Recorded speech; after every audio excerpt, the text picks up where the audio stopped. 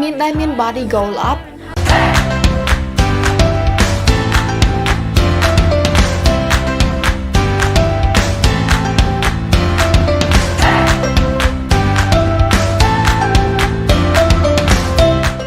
សួស្តីទាំងអស់គ្នាខ្ញុំខាសពេលដែលចូលទៅ Facebook ឬក៏ Instagram ប្រហែលជាធ្លាប់ឃើញគេ share រូបមនុស្សមួយចំនួនហើយដាក់ caption ថា body goal ហ្នឹងគឺជារូបរាងដែលពួកគេចង់បានហើយរូបរាងនោះគឺជារូបរាងដែលសង្គមចាត់ទុកថាស្អាតដែលមានដូចជាចង្កេះតូចដើមទ្រូងធំគូធំហើយសម្រាប់មនុស្សប្រុសវិញគឺមាន six pack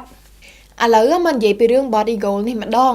ខ្ញុំឃើញអ្នកដែលទៅហាត់កីឡាមួយចំនួនណាគាត់ហាត់កីឡាដើម្បីបានរូបរាងដែលគាត់ឃើញនៅក្នុងរូបទាំងអស់ហ្នឹងប៉ុន្តែវាមិនគួរបែបហ្នឹងទេ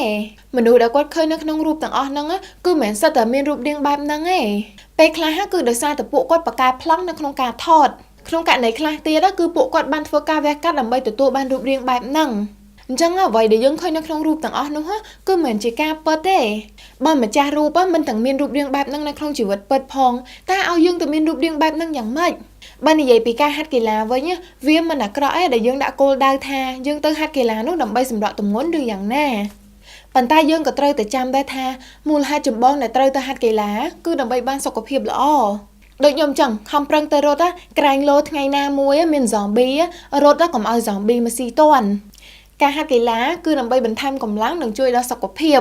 ការដាក់កំណត់គោលដៅគឺមិនអីទេប៉ុន្តែយើងក៏មិនគួរគិតតែពីគោលដៅគ្រប់ពេលហើយមិនគិតពីអ្វីផ្សេងទៀតទេនៅពេលដែលយើងគិតតែពី body goal ខ្លាំងពេកវាធ្វើឲ្យយើងមានទម្លាប់មិនល្អដូចជាបង្អត់អាហារជាដើមទាំងអស់នេះគឺគេហៅថា eating disorder ដែលប៉ះពាល់ទាំងមនុស្សស្រីនិងមនុស្សប្រុសបើតាម National Eating Disorder Association នៅសហរដ្ឋអាមេរិកគឺមានមនុស្ស70លាននាក់ដែលមាន eating disorder ហើយនេះរាប់តែនៅសហរដ្ឋអាមេរិកទេយើងមិនចាំបាច់មានរូបរាងដូចអ្វីដែលយើងឃើញនៅក្នុងរូបទាំងអស់នោះទើបចាត់ទុកថាស្អាតទេមនុស្សស្រីគឺមិនចាំបាច់មានចង្កេះតូចដើមទ្រូងធំឬក៏គូធំទេហើយមនុស្សប្រុសក៏មិនចាំបាច់មាន six pack ដែរមនុស្សយើងម្នាក់គឺមានរូបរាងពីធម្មជាតិខុសៗគ្នាអ្នកខ្លះចឹងមានមាឌធំអ្នកខ្លះចឹងមានមាឌតូចមិនចេញមកពីពុំតែមួយដូចគ្នាទាំងអស់ណាសំខាន់គឺយើងមានសុខភាពល្អគិតមិនចេះវិញបើសិនបើគេមិនស្រឡាញ់យើងដោយសារតែយើងមិនមានរូបរាងដូចនៅក្នុងរូបទាំងអស់នោះយកគេមកធ្វើអីចុះបើសិនបើថ្ងៃណាមួយយើងបដូររូបរាងឬក៏យើងឈឺទៅតើគេនៅស្រឡាញ់យើងអត់ការដែលព្យាយាមរត់តាមស្តង់ដារកំណត់នៃរូបរាងដែលមិនប្រកបថាពិតទាំងអស់នេះគឺធ្វើឲ្យយើងកាត់បន្ថយទំនុកចិត្តលើខ្លួនឯងនេះវាធ្វើឲ្យយើងខ្លាចទៅជាមនុស្សដែលស្អប់នៅអ្វីដែលយើងមានហើយធ្វើបាបខ្លួនឯងបន្ទោសខ្លួនឯងឬក៏ដាក់កំហុសលើខ្លួនឯងទៀតខ្ញុំចង់ប្រាប់ទាំងអស់គ្នាថាបើសិនបើគេគិតថាយើងមិនស្អាតឬក៏យើងមិនស័ក្តិសមនឹងស្តង់ដាររបស់គេនេះគឺជារឿងរបស់គេមិនជារឿងរបស់យើងទេព្យាយាមធ្វើយ៉ាងណាឲ្យតម្លៃខ្លួនឯងឲ្យបានច្រើនតែខ្ញុំមិនចង់និយាយថាអ្នកដែលចង់ស្អាតមិនឲ្យតម្លៃខ្លួនឯងទេ